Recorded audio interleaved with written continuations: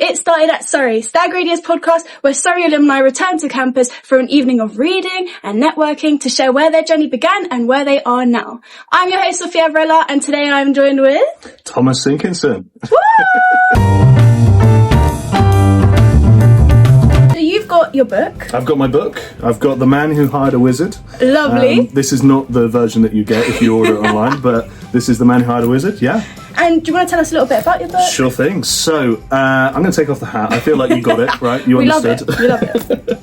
So, The Man Who Hired a Wizard is about a 3-foot-tall wizard called Garwin who investigates a sinister corporate threat in an office in Dorset. It's a critique of corporate culture. It's a critique of many things in the office world, but most of all, it's a comedy about wizards. And that's the book. You've kind of got a blend of fantasy and like modern themes in there. So let's just start at Surrey. What course did you do, and how do you think it kind of affected your writing process? Sure thing. So I did English literature and creative writing. We did this back in 2019 through to 2022. 2021, I can't remember when I graduated, but it was around then. So it was deep in COVID time, and one of my favourite courses, one of the favourite modules I did was the medieval literature one. I don't know if you've done that one, yeah? Incredible. I loved it. And one of my favourite stories that we read through and the text that we looked through the most was Gawain and the Green Knight. Have you heard this one, yeah?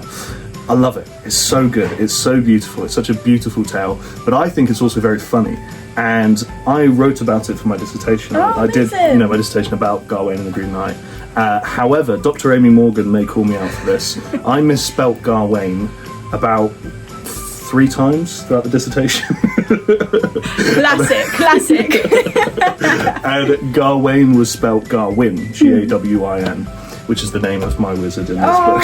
So, that's cute. But in terms of like inspiration and stuff, yeah, medieval literature was a huge thing for me. That sort of traditional epic story that, sort of bridged the gap between religious themes and those sort of modern themes for the time. And then also, courses that we did on comedy, some even Shakespeare ideas are in there for sure.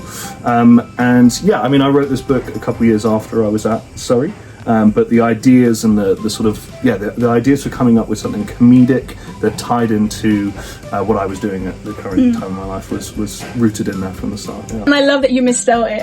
I misspelled it, classic English and I didn't realise until like a year afterwards. And I was like, why did I get marked down for this? So you mentioned that you wrote this after Surrey. What were kind of skills that Surrey kind of gave you, and how did they kind of like help in the process of writing this book? Sure, for sure. On the creative writing side, I think the first thing is going slow.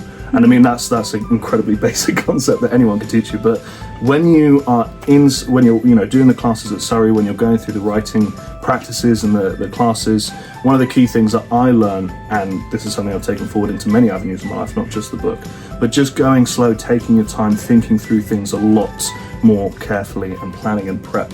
And actually, some of the more academic side of things came into the fold when I was sort of drafting my first draft. And, doing a lot of research around books within this domain, books that have been published in the recent, sort of years and months that were comedic books or whatever. Skills in research, skills in pacing, I guess, as well would be a key one. And then also, one of the things that we did in classes, I'm sure you've experienced this in yours, is sharing your work, reading out to other people, coming up with ideas together, having those sort of mini focus groups, is that a word? Yeah, that's a word. English student. Pitching ideas to each other, working on ideas. And I did that a lot when I was writing this with my friends and fellow alumni from Surrey. Shout out Altai, shout out Louis, gang.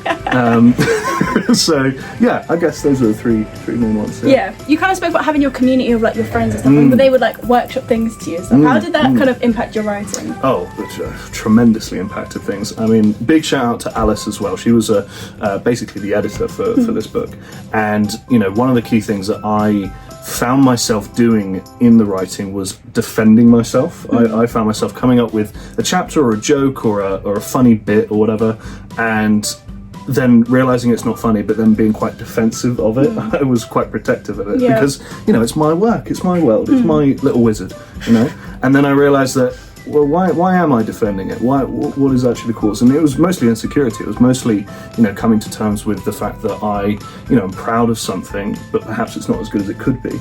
And so when those conversations happened and those focus groups that we talked about, that really unlocked everything in terms of me, dissolving the ego, dropping the facade of having to defend something, and just taking on criticism as it was, and expanding on ideas as well. So to kind of focus back on the book, what was like your main idea? Like, how did you come up with the concept for writing your book? Sure. So I'm going to speak about this in my talk later on, so if there's a recording of that, check it out. But I committed a cardinal sin when I left university. This is the greatest evil that man could commit in the modern world. That's not true. I don't want to say that. It's a bad thing to do. But I joined the corporate world. I joined a corporate office and worked in a corporate job for, I still currently do it. Maybe I'm still doing it. But anyway, I joined a really corporate world in Bristol straight out of uni. And in one day, in one meeting, the phrase circle back, let's circle back to this, we'll piggyback off this, all these phrases, was said 15 times in an hour. And I found myself vomiting in the back of my throat so many times throughout this meeting, and I realized what it really was is that I was getting sick of the language being used in these meetings not having any meaning. Every time we say circle back, every time we say let's get a bird's eye view on this, all these corporate phrases, what I realized is that there's no passion, there's no sense of beauty in the language that we're using. We're just using phrases to progress the conversation forward or whatever. And I found that so sad. I found that so painful to realize. And so I had the idea, mostly what the book's about is the little wizard takes down corporate phrases. He's trying to expunge corporate phrases, and what you realise as you read, spoiler alert, is that the phrases that people say in the office are actually dark, evil magic. And anytime anyone says circle back, they're accidentally casting a firebolt, 3 miles away or whatever. And so it was really that was the key moment of realization that I have to critique this. I have to make fun of this, and also say something about how we want to get back to language that matters, language that builds connections rather than just meaningless phrases. So yeah. How do you think the corporate world kind of like hinders creativity in that way? You're talking about how it hinders language. How do you think it just kind of puts this like dark cloud over everything? Good question. I guess it's a sense of eradicating individuality. It's removing the sense of individual in, when you're working in an office, you have 30, 40, 50 people in one room on the phones or in, on computers and stuff. And the perfect situation for the higher ups is to have everybody being the same. Yeah. By the way, this isn't all corporate offices, this isn't everything. I have an amazing job now, I'm really happy with it. I work in marketing. It's a bit different maybe in marketing. Definitely it's different. But my first job, it was definitely not. So yeah, that sort of sense of uniform culture across everyone. Everyone has to be doing this, everyone has to be doing that. And what you find yourself doing, I found myself doing, is that I would come into the office every day and I'd zone out. I'd disassociate from the work, because it was just get through to 5 p.m, get through, to 4 p.m, whatever time you finish. And that removes creativity. That removes a chance for thinking and feeling and being present and understanding. It is something that is so different after having uni, so many beautiful courses and discussions with people, and having those conversations like at Stag Radio where we are right now. Little promo. Shout out Stag. So yeah, I think that's the key thing, removing individuality, and if you're able to break away from that, beautiful things will happen. That's my advice, I guess. When did things for you, was there like one moment where you felt like, oh my god, this is what I'm going to write about, how am I going to write about this? The kind of moment where you started feeling like a writer in a way. Sure. Never. Kind of, in a way, never. I'm writing the second book now. I'm writing the sequel to this one, and I'm hating it. I hate the book.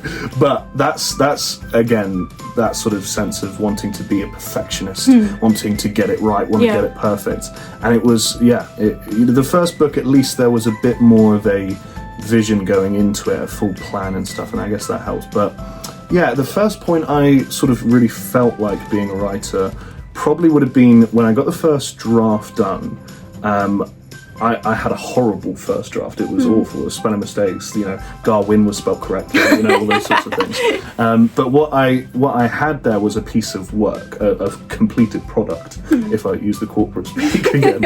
And what I realized at that point, it was that, like, wow, okay, there is a chunk of time sunk into this. And actually throughout the thing I should have been thinking, oh wow, I'm a writer and all this stuff, but it's not until I felt like I had a packaged up product that it really clicked for me. But that's where the journey began, really. That's where the actual writing began for me. It was going back through and reworking sections and figuring out, things that didn't make sense or plot holes or anything like that. That felt a lot more focused energy rather than just writing it out. So I guess that's the point I really felt it. How did you feel that you kind of transitioned from a student to a writer? Was it like gradual? Was it like straight away we're getting into this? Sure. Well, so I kind of avoided writing for, I guess it was 2-3 years after graduating. I didn't really pick up a pen. I didn't really, open up a Word doc outside of work. Mostly out of fear, mostly out of, wanting to fit into these offices, wanting to fit into corporate culture, but also, time is limited, but also, the fear thing is interesting. I don't know why I just said that.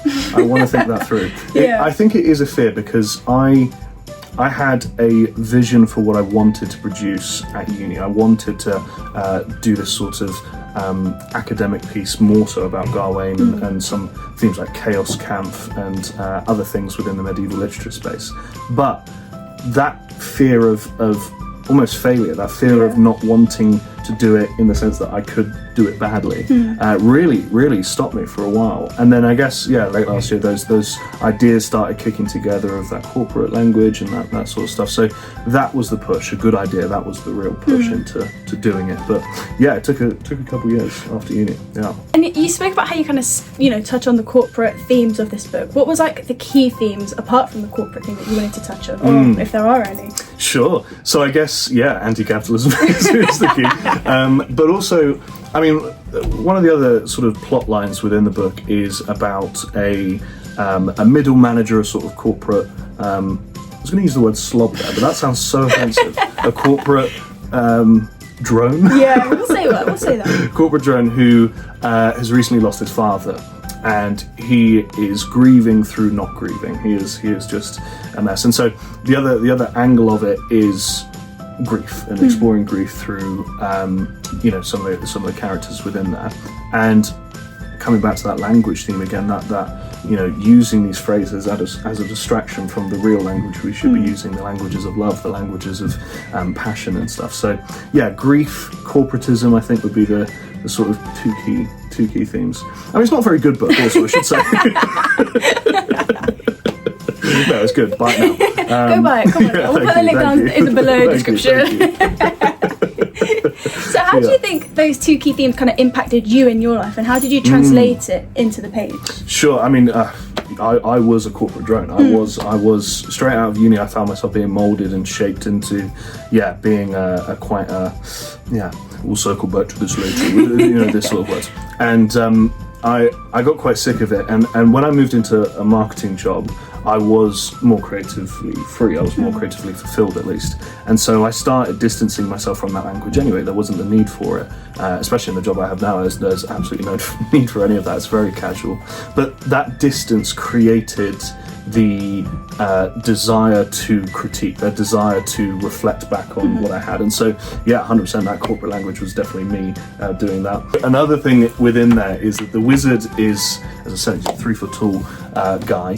He is a hermit. He is a complete outsider to the modern world. And he lives in this, woodland at the top of a hill, and he's an outsider. That's me. Right? I grew up in a tiny village in the middle of the New Forest, and my world growing up was very isolated. It was very, there wasn't any bus links, there wasn't any, places like this, and so, that wizard trying to adjust to modern life, that wizard trying to, fit in and understand language and understand, modern ideas. He struggled with that. That's me. That's when I came to Surrey. I was a weird little kid. I was a guy that didn't really understand, some of the trends and stuff going on. I wasn't as online and stuff. So there's that, which was a key. I mean, it's basically just a self-insert, a self-insert, which is apparently a crime, but I think it should. So. One of the biggest crimes, right? So would you say that was one of the biggest challenges for you writing this book, was trying to insert yourself in the character, but also try and make it relatable to other people? Interesting. Yes. So, so there's sort of two threads there. So the first one, I didn't realise I was self-inserting. I didn't realise I was doing that until... So I recorded everything. I documented me doing it. I think I'll put that video out sometime. But, I've got all this hours of footage, and on whatever day it was, month it was, I broke down in tears. I started bawling my eyes out talking about Garwin and talking about that, as I realised, as I came to terms with the idea that, this was me. I'm just describing myself here.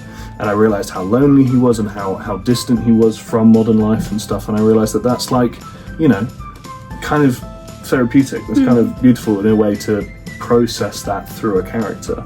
And so that really helped. That's the other difficulty, right, with corporate language, is that not everyone's in corporate world. Yeah. Not everyone's, involved in that space. And, some of my friends and some of my, fellow alumni that graduated haven't gone into that direction. They've done other things. And so that pain that I felt of hearing that language so regularly and experiencing that, it's quite tough to pitch that to someone that doesn't even know that was being used at the time. And my granddad read the book the other day, and he's 88, and he had no clue what was going on. So there is like something to be said about specializing and honing in on that niche, because I think that through my experience of having lived that, I was able to translate that better onto page. There are certain things that I have dumbed down a bit, and there's certain things that I'm going into in the second book that's a bit more sort of detailed critique, because I feel like perhaps I've presented it slightly surface level in this one. But yeah, I think the other thing with that is that Garwin is a wizard from the woods who doesn't understand this world, which is exactly how I felt going into that world. And so I'm channeling my experience and understanding of this world through the book. And so hopefully that is relatable to people as they come into it, but also that they can see further. So yeah.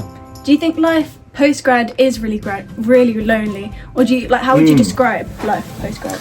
How would I describe life post-grad? What a question. You're my therapist. It's terrible. No. It's good. It's what you make of it, right? Yeah. So when I left, I managed to secure the first job I had out of uni whilst I was at uni. It was within the last sort of 3 months or so, and that gave me a lot of comfort. Obviously, that gave me a lot of cool, we've got the security of the job and all this stuff. But it took a while to actually feel good about it, because I chose the wrong direction. I went into this office salesy job that wasn't fulfilling. It wasn't creatively fulfilling, and through trial and error and through many errors and a lot of trials, eventually carved out a place in the world which I feel comfortable in. And that takes time. That takes going through the journey itself to get there. So I say it is good. I say postgrad life is good, and it doesn't necessarily have to be lonely if you strive for it not to be. That was deep. That was good. So what is a piece of advice that you would give your younger self here at Surrey, or even your fresher self? What is something that you would say? Yes. What would I say? I'd say, if you don't know, go slow. If you don't know what's happening in front of you, take it one step at a time. I've always found myself being very headstrong and rushing into things and being, not very present in those situations, because I've come in from a high momentum situation before or whatever. And so just taking your time and going slow is so important. I just said there that I got the job before leaving uni. Big regret. Why did I do that? Why would I do that? Yeah. Yes, for the feeling of security and the control of, I guess, the situation post-grad, but if I had just taken a bit more time to slow it down, to think it through and prep it through in a bit more detail, I don't know where I'd be. I'd been, I wouldn't have suffered through a tougher time post-uni. So yeah, going slow, taking your time, and I think that's what I tell myself. I also tell myself to stop trying minoxidil, because I'm going to go bald anyway. So just let it happen. I don't know why I was fighting that for so long. So just to kind of round it all off, what is a question that you would give to the next Surrey alumni that we're interviewing today? Lovely.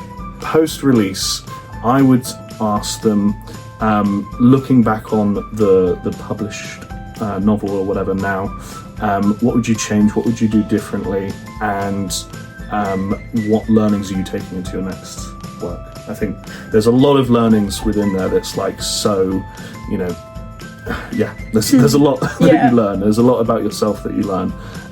So yeah, I'd be keen to know that. Yeah. Thank you you so much for joining me Thank you today. for having It's me. been an Thank you. absolute pleasure. And don't forget to do the liking, do the subscribing, do the following, follow Stag Radio, follow me. So thank you guys so much for watching. I've been your host, Sofia Varela, and I've been joined by Thomas Sinkinson. Loving it. Thank you. Bye-bye. Bye.